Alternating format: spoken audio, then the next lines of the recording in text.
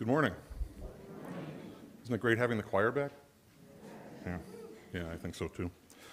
Welcome to Unitarian Universalist Church West, located in Brookfield, Wisconsin. In the words of Laurel Bogle, we gather here to remember this is our home, but not just ours. This land we live on, this water we drink, this air we breathe. We remember the ancestors who have lived on this land and who have shaped it. The native peoples of the 7 council fires, Ho-Chunk, Kickapoo, Potawatomi, Menominee, Peoria, and Miami nations, the settlers, the farmers, the hunters, the immigrants, the artists, the families, the explorers, the business people, engineers, builders, the scientists, the teachers, the workers, and the leaders. We inherit their choices. We honor the animals and creatures that have made their home in this land, the ones here now, and the ones that used to be here. We envision the future generations who will live on this land and let their voices fill our hearts. We gather here to remember this is our home, but not just ours. My name is Stephen White. My pronouns are he and him, and I'm a member of your board of trustees. It's wonderful to be together as a community, gathered intentionally, whether in person or joining online. It matters that you chose to be here today. If you're visiting us, again, I say welcome. To connect further or to ask a question, talk to us after the service, or pop us an email to visitor@uucw.org. Or fill out one of the forms that you received with the order of service and drop it in the offering basket. We would love to get to know you. There's an activity table set up over there. Where littles and bigs might go to color and engage in the service that way. Also note that the community room is always a place to stretch and move while also participating in the service. So please use that space if it's more comfortable to you. Masks are no longer required, but there are members of our community who are helped a lot by it. So if it's your choice, that's perfectly allowable. After the story, those grade 8 and younger will be invited to go with our RE leaders to a space and time dedicated to them. Note that our nursery should be ready to welcome the youngest of us in the next few weeks. In the meantime, and always, all ages are welcome here in the sanctuary. Speaking of all ages, some of our youth group, YRUU, have a special announcement to make, so I'll turn the mic over to Miranda.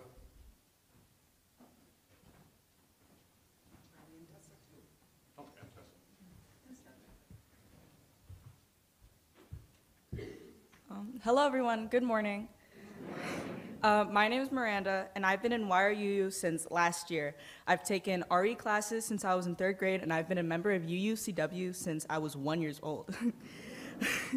YRUU is a youth group for high school students that organizes every Sunday at 11:30 p.m. We do many fun activities like making s'mores around a bonfire, music days, pizza parties, and a white elephant / gift exchange, sock exchange around the holiday times. We also will be doing things with First Church Milwaukee UU teens this year and things with Lake Country. So if you or your high school students or your high school teen is interested in YRUU, please email Dave Cicero at davec@uucw.org. Thank you. Also, if there are any teens in the sanctuary right now, you are welcome to join us while the middle schoolers go to RE, but we will still be here after the service at 11:30 a.m. Thank you.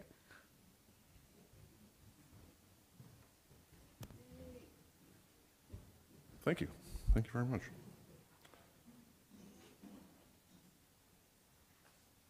Thank you. I'd also like to highlight a few other announcements. This is a call out to all musicians. I guess that's myself included. The music program is seeking musicians from the congregation interested in sharing their talents by providing music for Sunday services. Sharing your music is a wonderful way to participate in the ministry of the church while reaping the added benefit of personal growth that performance can foster. Interested musicians of all ages are encouraged to contact music director Ruben Piernan at rubenp@uucw.org. Let's see, the monthly rotation is back. Holiday decorations is the theme for October. Bring your unwanted Valentine's Day, St. Patrick's Day, Easter, 4th of July, Halloween, Thanksgiving, Christmas, etc. indoor and outdoor decorations and related items. Drop off in the community room before service on Sunday, October 9th. You do not have to bring anything to take whatever you want after service. And let's see. Pardon me. Our Split the Plate partner for September is Community Water Services. Each month we give half of all undesignated offerings to a nonprofit organization to help us live out our Unitarian Universalist values and serve our community. Check out the CWS table in the community room and speak with Rob Zimmerman to learn more about the great work they are doing. For more information about Split the Plate, contact Kathy Herwig at herwig@wi.rr.com. Following the service today, you're invited to stick around for a conversation about worship here at UUCW. It'll be a great way to learn about the many ways we experience Sundays. Reverend Julie will be facilitating. If you brought a bag lunch or something to share, Loaves and Fishes style, go ahead and eat so that the program can begin around 12:15. It will wrap up by 2:30 p.m. And now with announcements and businesses done, let's enter our time of worship together.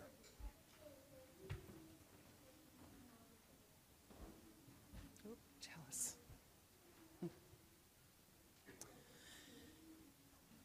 Our opening words, entitled Begin Your Journey Home, were written by Linda Susan Ulrich. Come now, all who are broken and cracked. Come to the place where your shattered pieces are the raw materials of mosaic and kintsugi. Here you will find welcome among the armless dolls and cozy pilled sweaters, loved exactly as they are. Come now, all who are thirsty and burned. Come to the place where cool waters and aloe soothe your bedraggled soul.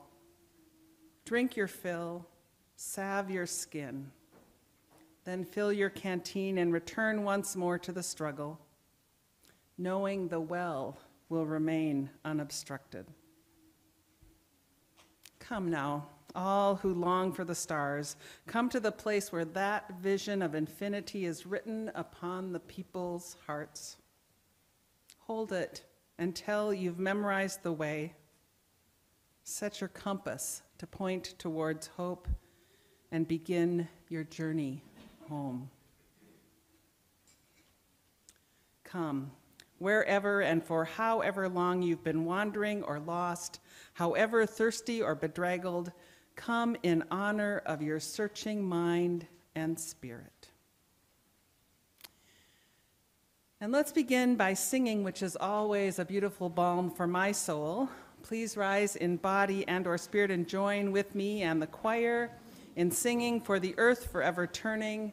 You'll find this song of praise for our home, the earth, at number 163 in the hymnal.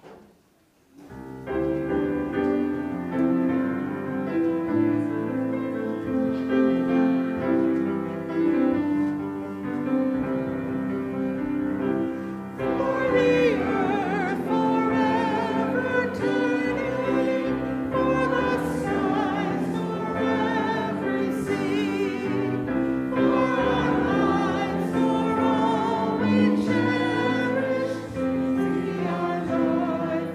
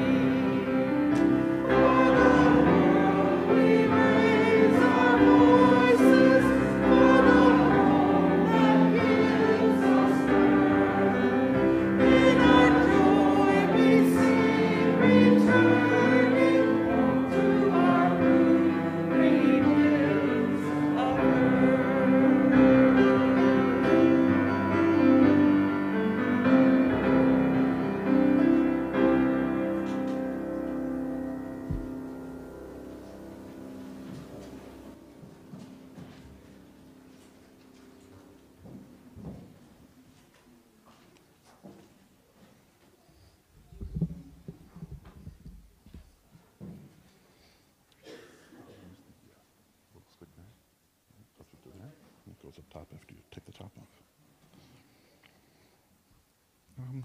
Sure.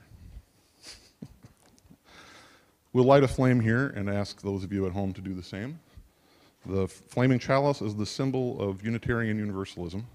We are led by its light, inspired by its flame, and drawn together by its warmth. Today's chalice lighting words, our beacon of hope, were written by Joseph M. Cherry. He begins, "As we gather together for worship this morning, being both near and far in the sanctuary and at home, we light our chalice. As we do each week, it is a symbol of our faith." Please join me in reading the words printed in the order of service as Miranda has lit the flame. May its light be a beacon of hope for the many, those who feel lost, those who feel threat, those who feel tired, those who are uncertain.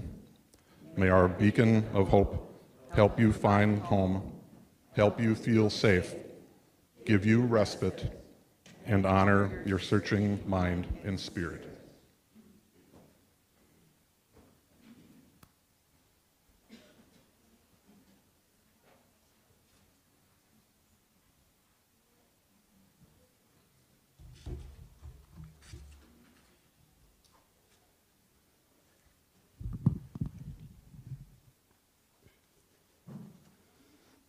Good morning. I'm Dave Cicero, Director of Lifespan Religious Education here at Unitarian Universalist Church West, and my pronouns are he and his. So today we're exploring the idea of finding home. It's often what we really want, especially when we get lost or scared.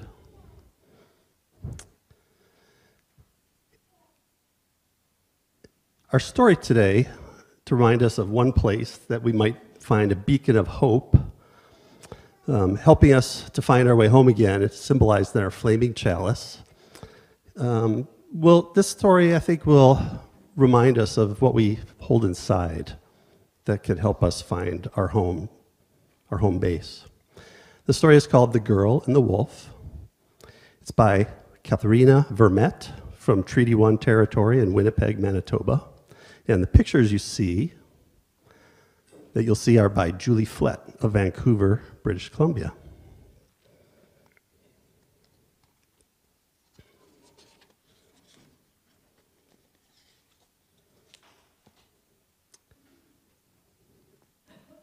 The girl ran through the bush while her mother picked berries.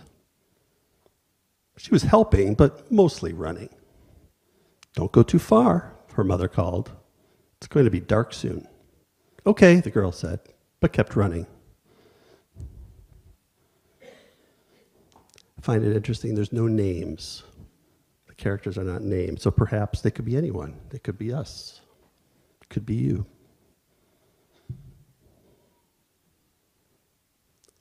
Suddenly, the girl looked up and couldn't see her mother anymore. She panicked. Looked one way and didn't see her. She tried to calm down, looked the other way, but still couldn't see her mother. Everything got quiet and dark. The girl felt cold and scared. She did not know what to do. So I'm wondering, you might think about what it is that you do when you feel lost. Do you actually enjoy the adventure, the sense of the unknown, or do you just wish you were home again? Let's see what happens here. Out from between the trees, a tall gray wolf with big white teeth appeared. The girl was very still. "What are you doing out here by yourself?" asked the wolf. "I lost my mother," she said.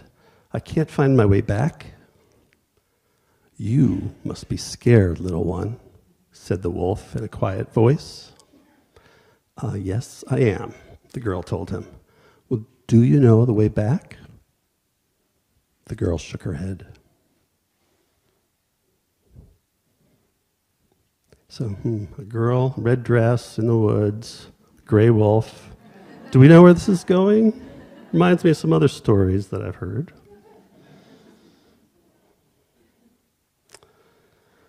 Well, the wolf came up close and sniffed her. His wolf breath was hot. I think I know where you come from, little one, said the wolf, but it's almost dark. You must be hungry. Yes, I am, the girl nodded. What will you do? Asked the wolf. The girl felt very cold and very scared. I don't know. Yes, you do, the wolf told her. Take a deep breath. Close your eyes. Then look. What do you see? The girl did what he said, and when she opened her eyes, she saw something that made her feel better. Oh, I can eat those berries. They're safe to eat. The ones by the stream where the water's safe to drink. That's good, little one, said the wolf. Let's go. The girl drank in gulps and ate 2 handfuls of berries. Now what are you going to do? The girl looked around. Everything was still quiet and pretty dark. I don't know. Yes, you do, the wolf told her. Take a deep breath. Close your eyes. Then look. What do you see? The girl did what he said, and when she opened her eyes, she saw something that made her feel better. The skinny trees over there. That's where we camped, the girl said with a big grin. The gray wolf nodded and smiled at her with his big white teeth. The girl started walking, but was really running. She ran to the air that smelled like her family. She laughed out loud and looked to her side, but she did not see the gray wolf anymore.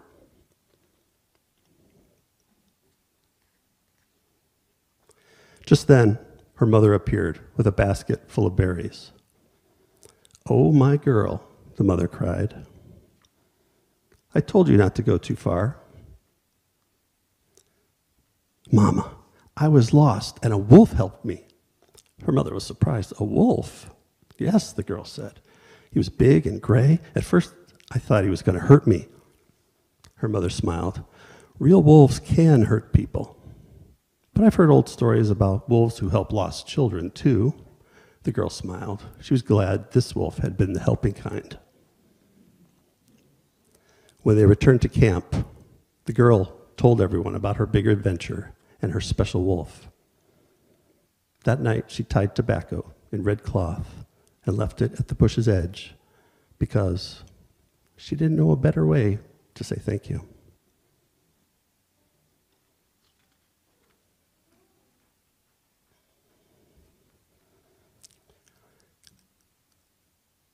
That thank you that the girl gave it's a tradition in many indigenous cultures in North America here.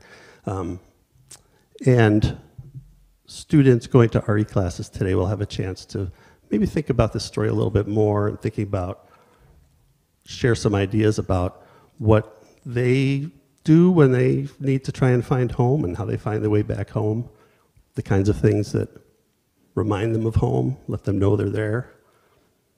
And so we will leave for our religious education classes while the rest of us sing our recessional 2 times through. As you go, may joy surround you. As you go, go in peace. Know our love is with you always. As you go, as you go. As you go, may joy surround you. As you go, go in peace. Know our love is with you always. As you go, as you Go.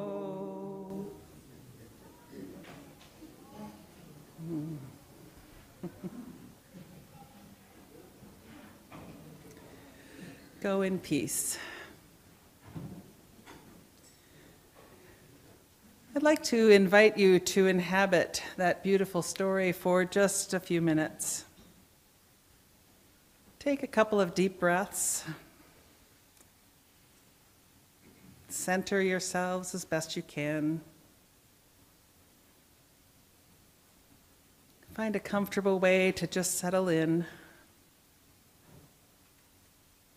Close your eyes if that's comfortable for you. Focus on your breath, in and out.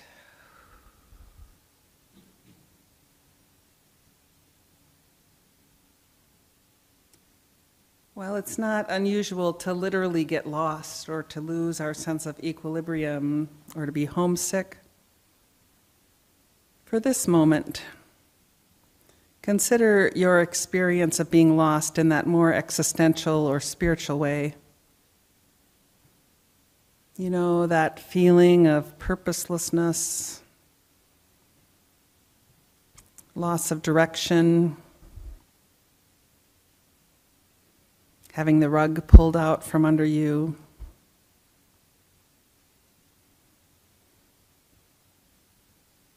That time you thought you had it together, and then you didn't. When the idea of normal went out the window.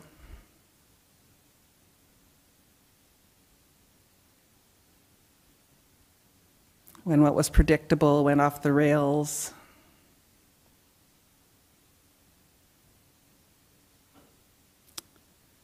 When what felt so secure became unsure and even untrustworthy.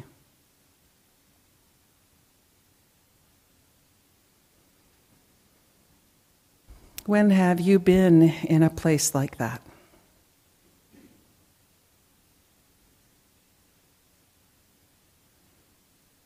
See if you can find that place in yourself and just be there with yourself.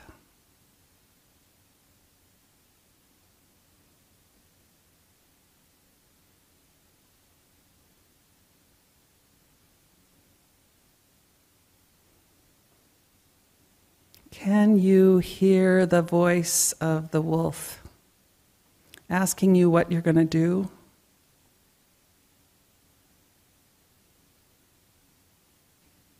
What are you going to do? How will you find your way?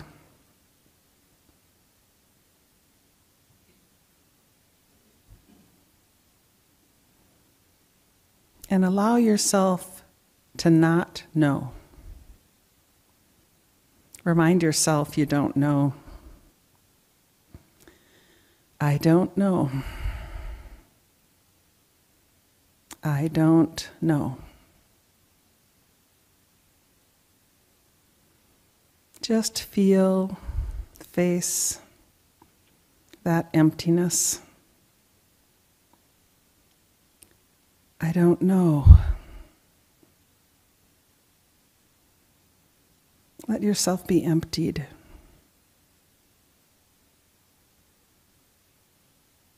I don't know. I don't know.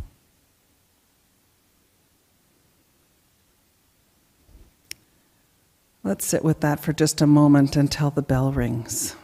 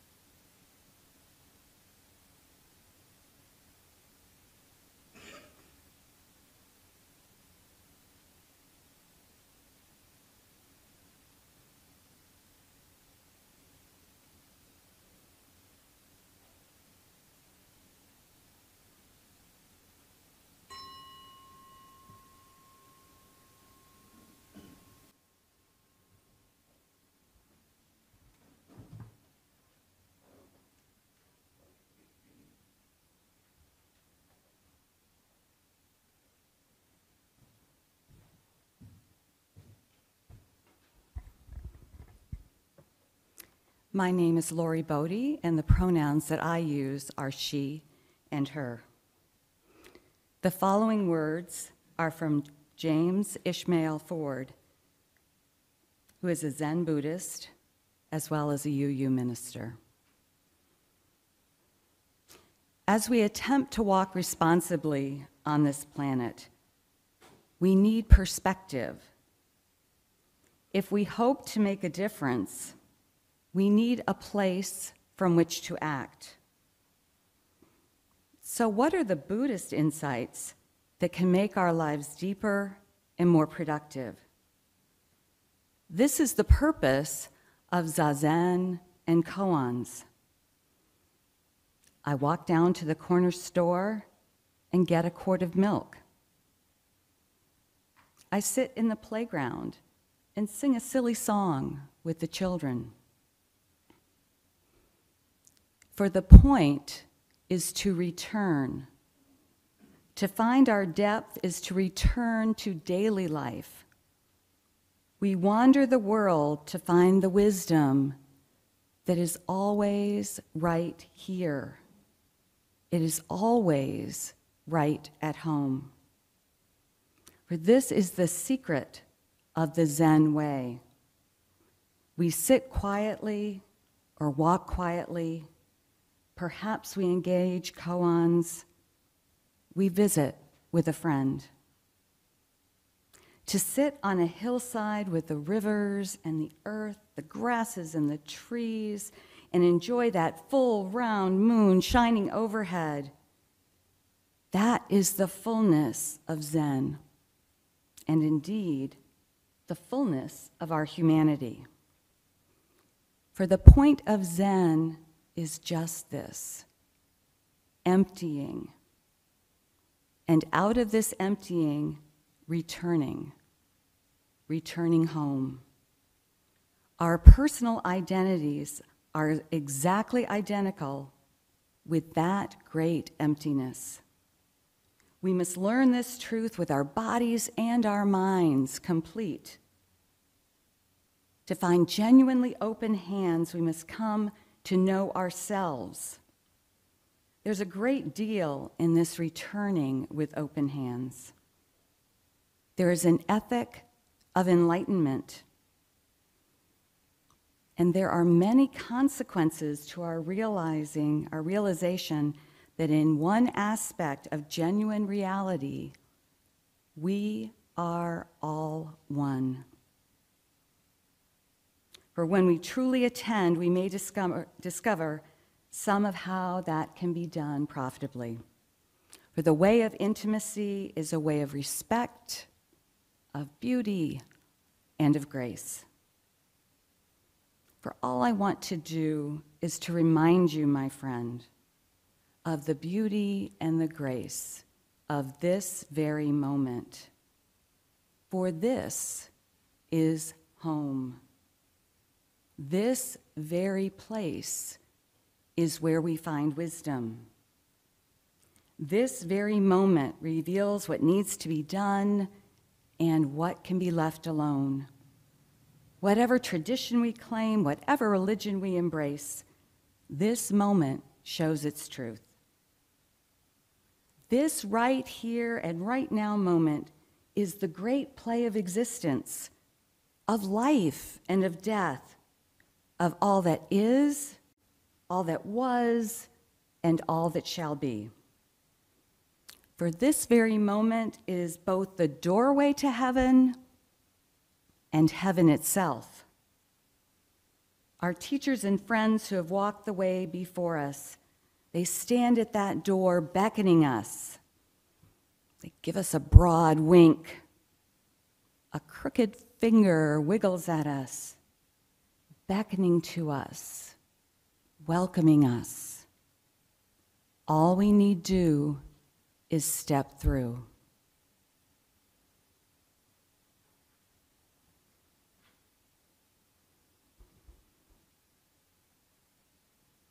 Indeed, we wander the world to find that wisdom is always here, right here. It is always at home. So as Ruben plays for us, you're invited to spend these moments considering the place where you are right now right here. Or you may choose to use this time to fill out one of those yellow sharing slips so you have it ready to drop in the offering basket later in the service.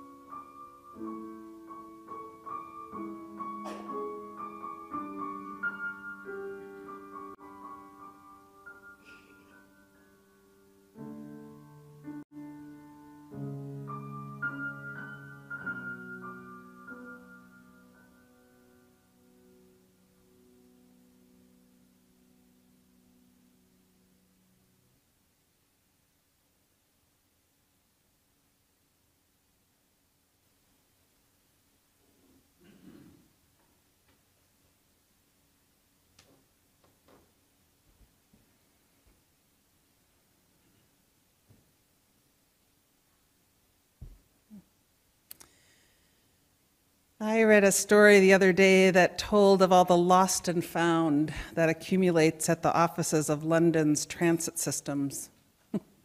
Apparently, 300,000 items were left behind just last year by commuters on buses and trains and subways. And those things then, as usual, were collected at 200 Baker Street. And the corridors at that Victorian building are lined with shelves that are overflowing with such things as cell phones and umbrellas and stuffed animals and musical instruments and shoes and envelopes full of money, even a prosthetic limb and an urn complete with ashes. All of these things just sitting there, waiting, wondering when they'll be found, hoping that someone will take them home again. 300,000 things lost. Now, I have treasured items. I have lost treasured items, and I've left things behind sometimes. And you know, knowing that such a place exists makes me sort of sad, while simultaneously happy that it's there. It's sort of like that island of misfit toys, you know? I can imagine wandering among all those bits of lives sitting on those shelves, not quite where they belong, and yet exactly where they're supposed to be. And I can also imagine wandering those hallways looking for some lost parts of me, hoping to find that one piece that will make me whole and bring me back home to myself. Isn't that what feeling lost is all about? Trying to restore a connection or a relationship that used to be. I think we're conditioned, maybe even programmed, to keep things together, to build systems that assure us of how things are supposed to be, which means that when something shifts, we feel lost or broken or off kilter. Well, we're continuing this morning on the theme of belonging. Last Sunday, we talked about how to create spaces of welcome where all might feel at home. And today I'm looking at how you and I might proactively contribute to creating home for ourselves, a place where we belong, wherever we are. And these two Sundays complement each other because home is, after all, a communal responsibility. It's not only up to others to help us feel welcome, it's also our job to do some of the work of belonging for ourselves.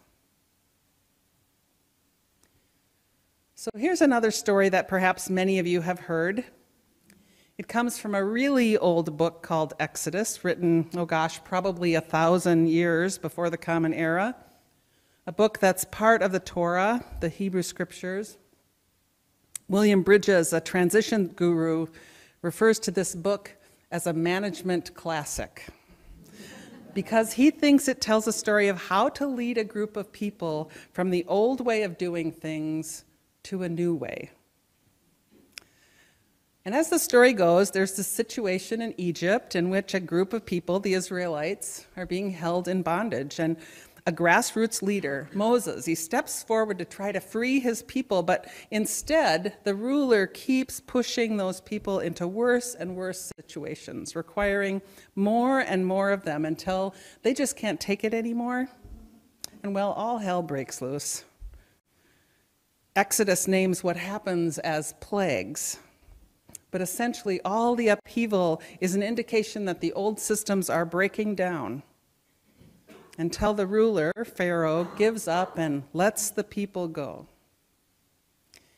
And then, as you probably know, there's this whole scene that happens at the Red Sea, which is a seemingly impossible obstacle on the escape route.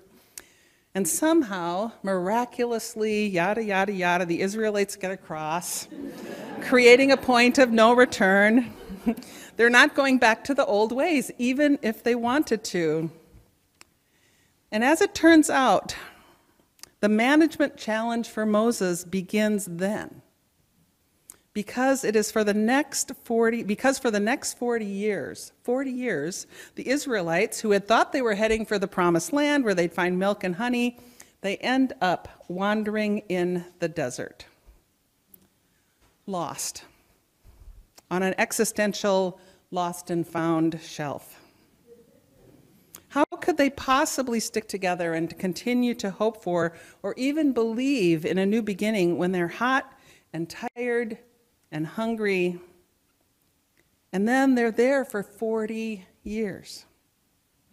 Lost, afraid, angry, hungry, feeling betrayed and lied to, wanting to return to what was, grasping for golden idols, confused about leadership.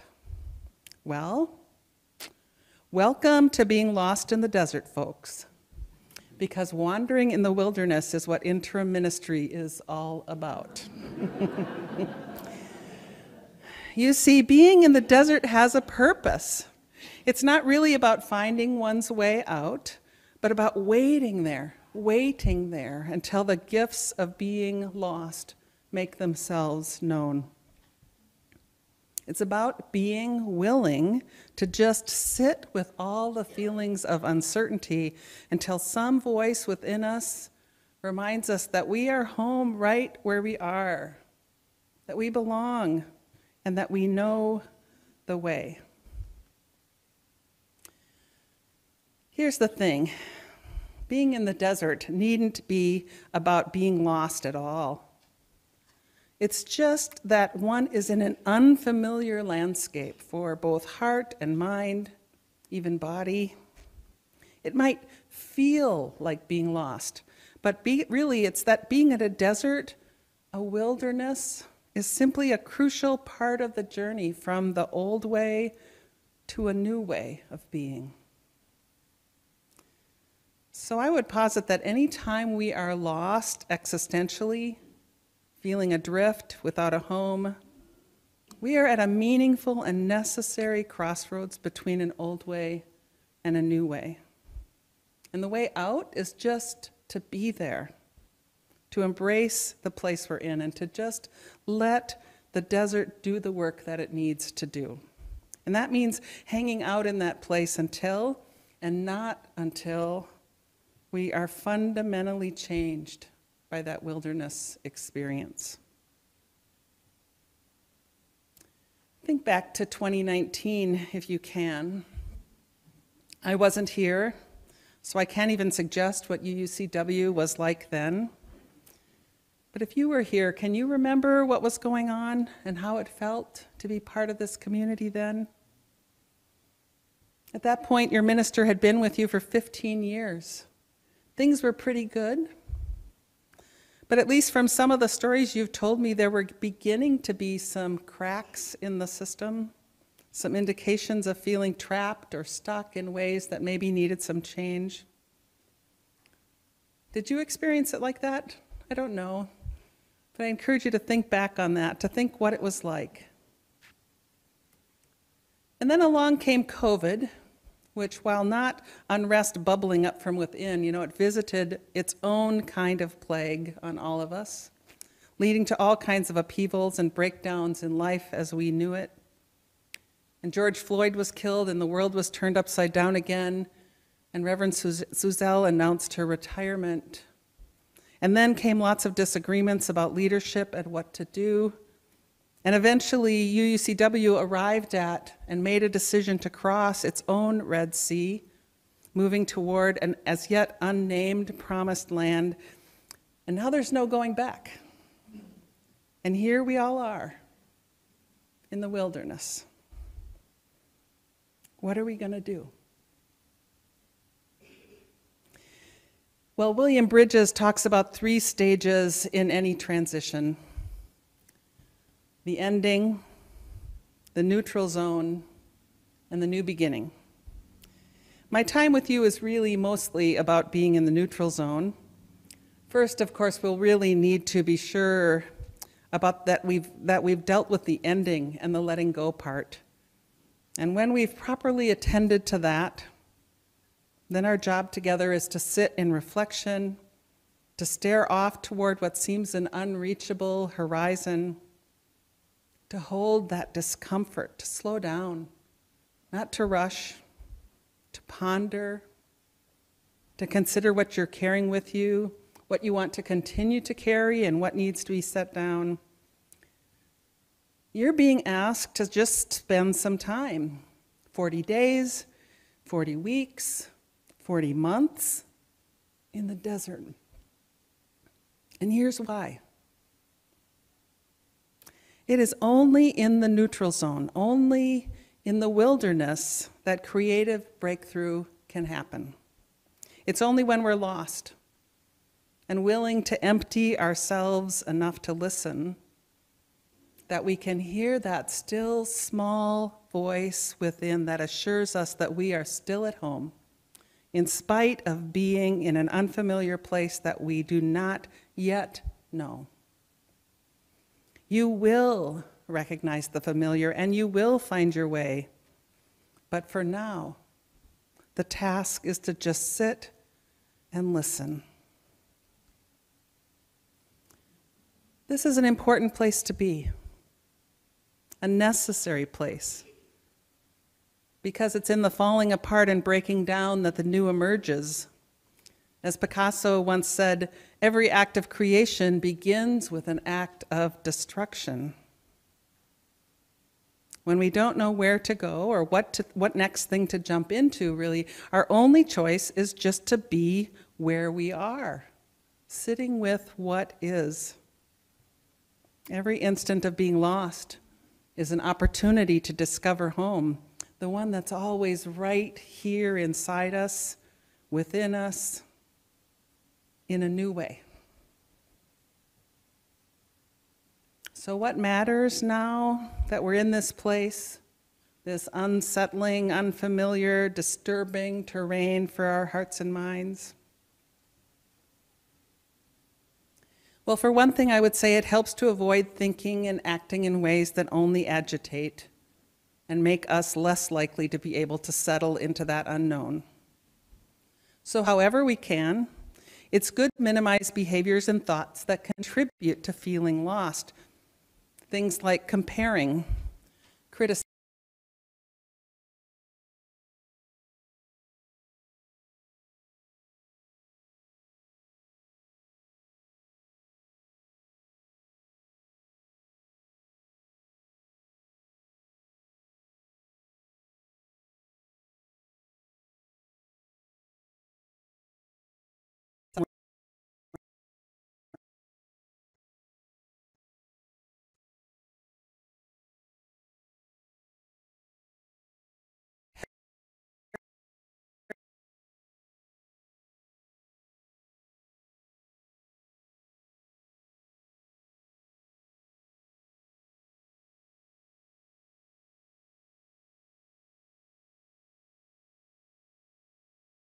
that while we are not quite where we belong, we are exactly in the right place. And the best ways to do this are the ageless ways: to breathe, to trust, to keep the faith, to settle into that still place of connecting with the knowing that exists between us, within us, and between us. We sit with misunderstanding until understanding comes. We sit with unknowing until knowing comes. And it will. It will. Perhaps one of the greatest of American attributes is our belief that we can fix things and solve things and move forward. Now, I mean great here, not as good, but in that this belief is so ubiquitous, so automatic. Got a problem? Let's find the solution now. It's a characteristic of white colonialist culture. It's not always a bad thing. It can serve us well, but can it also prevent us from creating and living into a new and transformational, beloved way of being? If this community is to be countercultural, if this congregation is to find a new way, then it can't be about checking all the boxes on the to-do list in a focused effort to move forward and complete the task of getting a new minister. Being in the wilderness invites you into a place of immense possibility, but also asks something much more difficult than following the instructions. Being in the wilderness asks you to simply be where you are. Here, with each other, in an unknown land. You know, all of those lost or left items sitting around 200 Baker Street are only there for a while. After 3 months, they find new ways of being because they get moved on to thrift stores and nonprofits where new purpose is possible. You know, it turns out that being on a shelf was simply, for them, an in-between time. And so it is with UCW. This is an in-between time. You can't yet know what is to come. But there's no reason to be anxious or troubled by that. Where we are, here in the wilderness, is just where we need to be. And all that you need is right here, within and among you. So just listen and breathe. May it be so. Blessed be, and amen.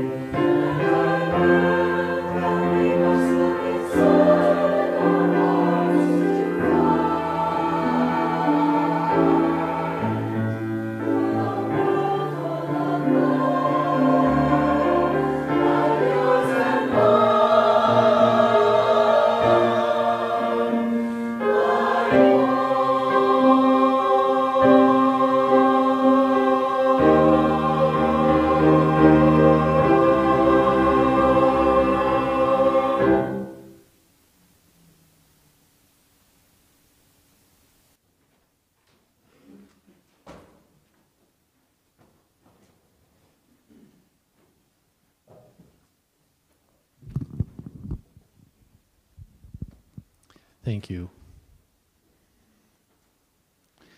Each month, UUCW donates half of all undesignated offerings to a local nonprofit. This month's Split the Plate partner, very near and dear to my heart, is Community Water Services of Milwaukee. Community Water Services' mission is to eliminate the exposure to lead and other contaminants from tap water in Milwaukee. Lead is a neurotoxin, and exposure to any amount of lead can lead to permanent health issues, especially for children under 6. You may know that Milwaukee has approximately 70,000 homes with lead service lines, the pipes that connect the water main to the house. While those are being replaced by the city, it's likely to take decades for that work to be completed. Community Water Services seeks to bridge that gap by providing whole home water filtration systems, as well as partnering with local contractors to replace lead pipes in homes. They also offer free water testing for families in those homes and help maintain the filters. Your generous donation will allow them to install systems in more homes and create a self-sustaining business model focused on those most in need and employing local skilled tradespeople. By eliminating lead from piping in homes, Community Water Services is investing in a sustainable, healthy Milwaukee. Thank you for your support of UUCW and Community Water Services. We will now gratefully receive the offering.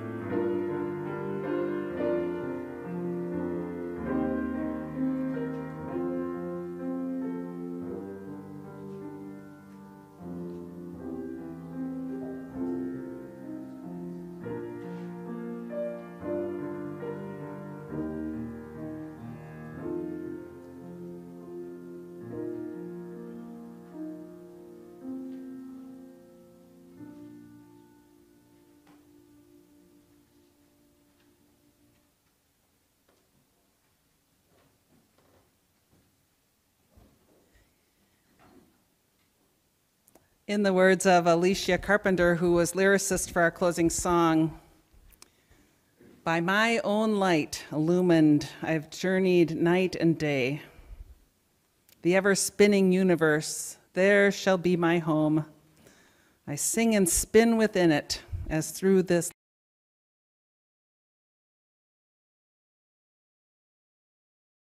song you sang too, wasn't there? It's great.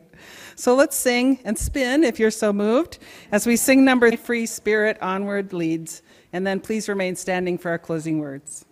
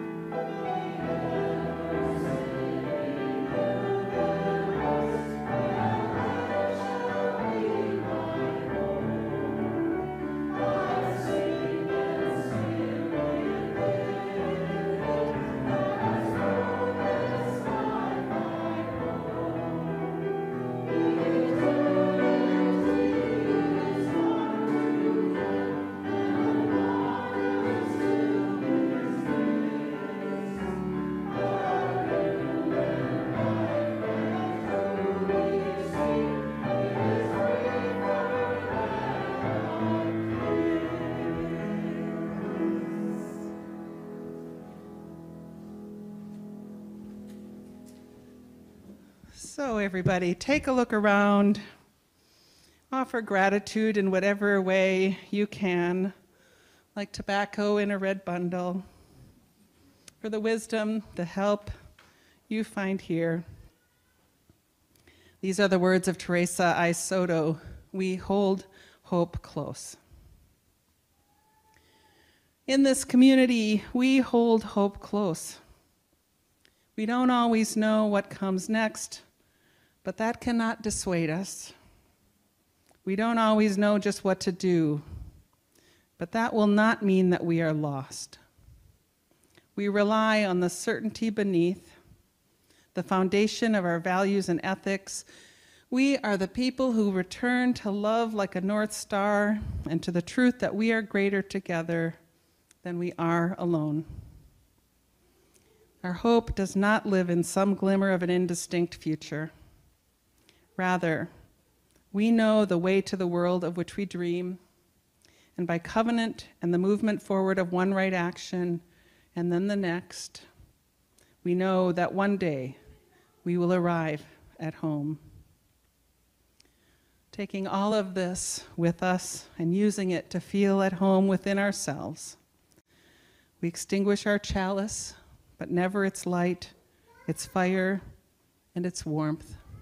That remains within always. Amen.